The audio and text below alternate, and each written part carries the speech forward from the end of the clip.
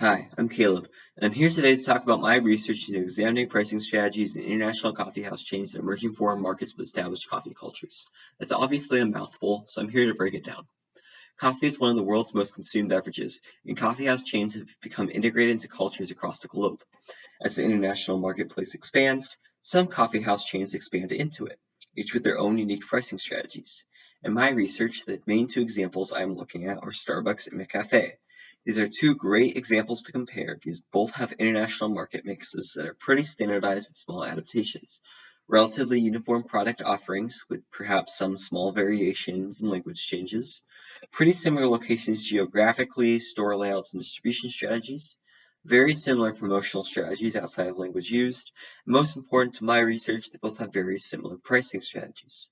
Starbucks, on one hand, pursues a market skimming prestige pricing strategy, pricing their goods higher than the local market amid other strategies to give consumers a perception of higher value, while McCafe recognizes coffee as a cheap and readily available substitutable good and thus keeps their coffee price very competitive with the local market. Both these strategies certainly work to some extent.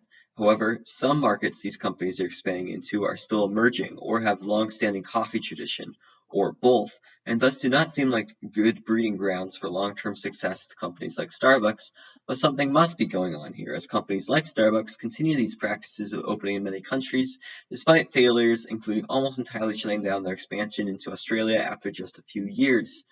In this paper, I explore the different pricing strategies used by international coffeehouse chains and work to determine which is the best, also offering suggestions for why the other pricing strategies exist.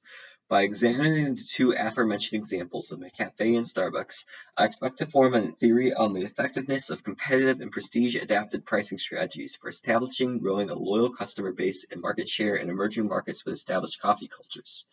Due to the status of emerging markets being low to middle income and the population of countries with established coffee cultures already experiencing what they consider to be good coffee at a reasonable price, I expect that the competitive strategy would be most effective in accomplishing those goals.